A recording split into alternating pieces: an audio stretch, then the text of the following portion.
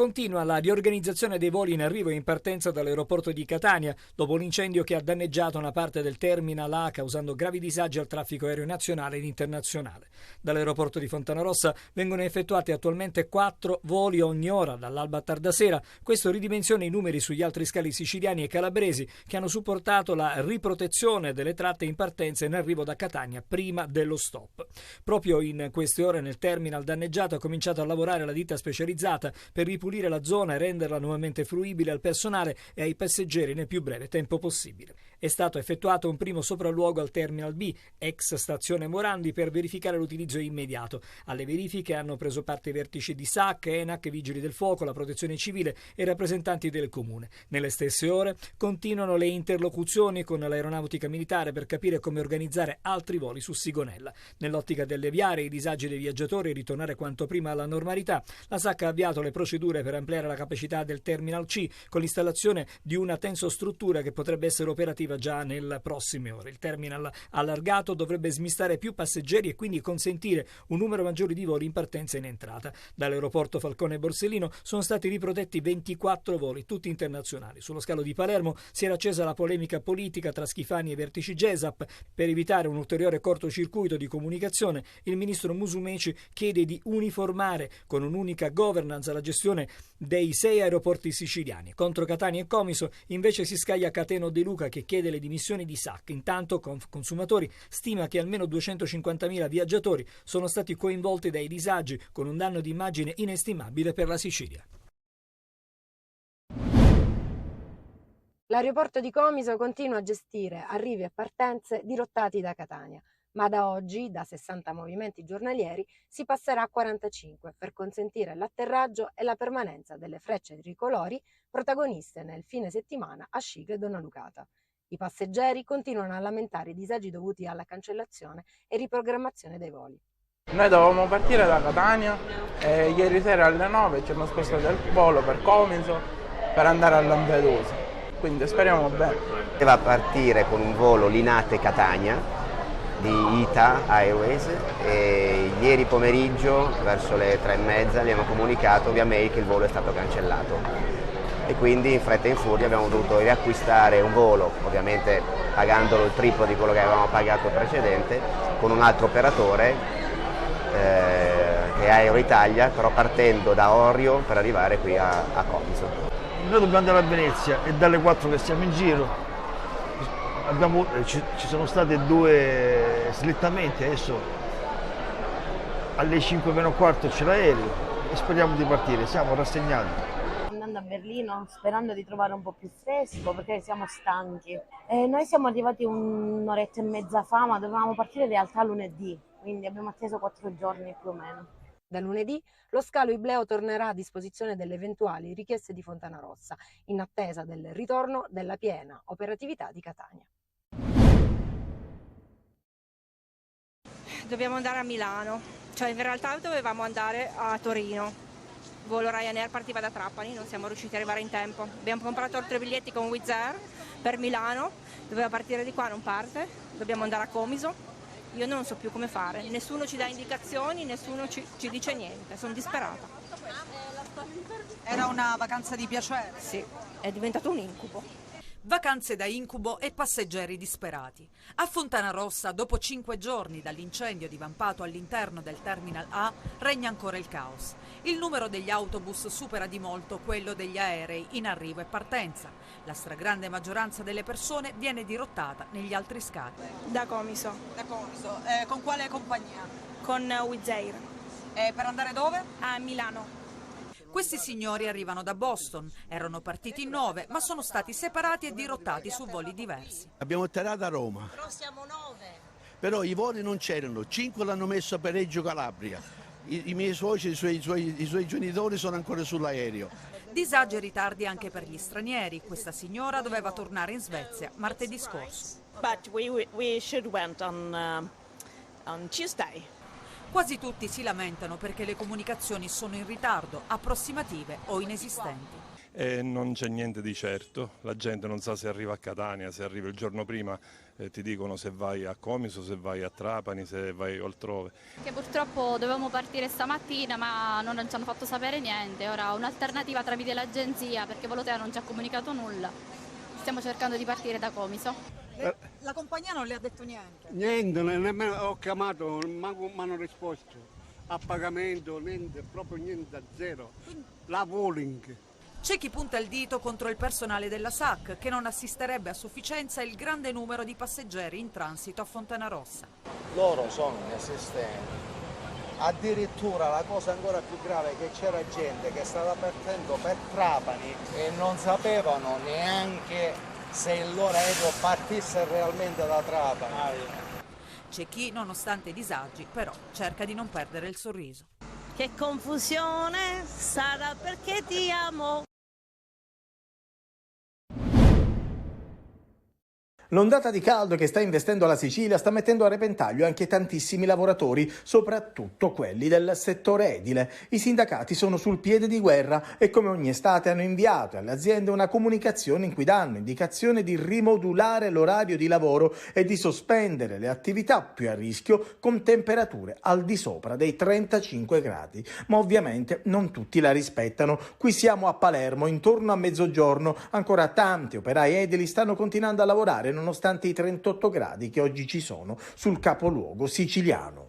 Il grande caldo di questi giorni rende difficile lavorare nei cantieri edili, mettendo anche a rischio la sicurezza dei lavoratori. Per questa ragione, come Filca, abbiamo chiesto a tutte le imprese di modificare i turni di lavoro, concentrando le lavorazioni nelle ore più fresche della giornata. Laddove questo non è possibile, chiediamo che si faccia ricorso alla cassa integrazione per caldo, perché la sicurezza del lavoratore deve essere sempre messa al primo posto. L'allarme generale per tutti i lavoratori del settore esposti a lavori faticosi all'aperto. I sindacati sottolineano in particolare le condizioni in cui operano lavoratori impegnati in attività di scavo dentro le gallerie. Ma a lavorare in queste caldissime giornate di estate all'aperto ci sono anche altre categorie di lavoratori come i camerieri o anche i rider che a volte, anche in bici, devono effettuare consegne negli orari più caldi.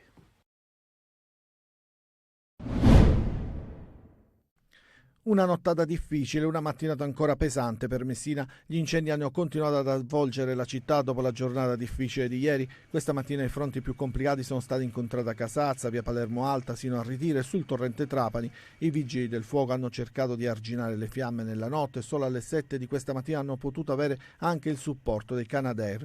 4 squadre dei vigili del fuoco impegnate, che hanno visto anche un pompiere rimasto ferito cadendo durante un intervento, ha riportato un trauma cranico con un versamento e la frattura di un dito e ricoverato al Policlinico con una prognosi 30 giorni. Anche in provincia, nella zona di Taormina, si sono verificati incendi che hanno lambito l'autostrada tra due gallerie. In prefettura questa mattina si è tenuto un incontro convocato in maniera urgente per fare il punto della situazione, lanciato un appello alla cittadinanza affinché venga segnalato qualsiasi movimento sospetto. Le ipotesi che i roghi appiccati a macchia di leopardo possano essere di natura dolosa ha fatto alzare l'attenzione e le forze dell'ordine attiveranno maggiori controlli ed un monitoraggio costante ed in maniera mirata di alcuni punti sensibili per evitare che i piromani possano entrare in azione. Sottodimensionato, con una media età tra i 50 e i 60 anni, è spesso oggetto di critiche degli utenti che li vorrebbero più presenti in strada per avere una percezione di sicurezza che oggi non c'è. Stiamo parlando del corpo della Polizia Locale di Catania che, nonostante le criticità finanziarie del comune e l'annoso blocco del turnover, prova a svolgere tutte le attività istituzionali assegnate. Questi sono i normali controlli di routine commerciali su sede ambulante, quindi è un controllo che effettuiamo ovviamente a scacchiera quando ce n'è la possibilità, ma è un lavoro quotidiano che colpisce ogni zona così in maniera random per poter tenere testa a quello che è purtroppo il grave fenomeno dell'ambulantato, soprattutto quello illegale. L'utente all'accertamento risultava essere sprovvisto di copertura assicurativa obbligatoria e con la revisione scaduta dal 2016 e non ha con sé neanche il libretto. Qui stiamo entrando in piazza Mancini Battaglia, uno dei punti di raccolta di maggiore infrazione stradale di tutta la città. Si può vedere subito, auto parcheggiate dove non dovrebbero, gente che taglia la doppia striscia continua. Esatto, doppie file. Io sta sempre e lei ha sbagliato sempre, però non ci siamo noi e magari gli è andata bene. Purtroppo molti sono senza patente, circolano senza patente, senza assicurazione, senza casco e noi, per quanti siamo, che non siamo purtroppo tanti, cerchiamo di fare del nostro meglio per far osservare le norme comportamentali al codice della strada. A fronte delle 975 unità previste, attualmente il Corpo di Polizia Municipale di Catania ha 246 unità di ruolo e 46 unità a tempo determinato, con scadenza al 31 agosto 2023. Buona parte di questi sono già fuori servizio per smaltire le ferie maturate contrattualmente. Della proroga se ne sta discutendo in comune, ma fino ad ora nessuna risposta. Droga, psicofarmaci e alcol, lo sballo sempre più frequente fra i giovanissimi. La crescita shock dei consumi emersa nell'ultima relazione al Parlamento del Dipartimento delle Politiche Antidroga della Presidenza del Consiglio dei Ministri. La novità preoccupante della relazione governativa riguarda l'impennata di consumi tra le giovanissime. Il quadro che emerge è che si sta assistendo a un cambiamento dei modelli di consumo, soprattutto fra gli studenti, con una riduzione delle differenze di genere. Una generazione dipendente, quella fotografata nell'ultimo anno, e i numeri parlano chiaro. Il 27,9% dei ragazzi tra i 15 e i 19 anni ha utilizzato droga nel 2022. L'anno scorso era il 18,7%.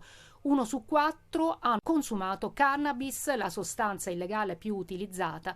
I numeri assoluti sono 600.000. Per molti l'uso è quotidiano e si abbassa anche all'età a 14 anni, periodo in cui gli studi documentano che è in grado di fare più danni. Quasi 2 milioni gli adolescenti che dicono di bere superalcolici. La quota di quanti si sono ubriacati nell'ultimo anno è del 50% tra i 18 e i 24 anni.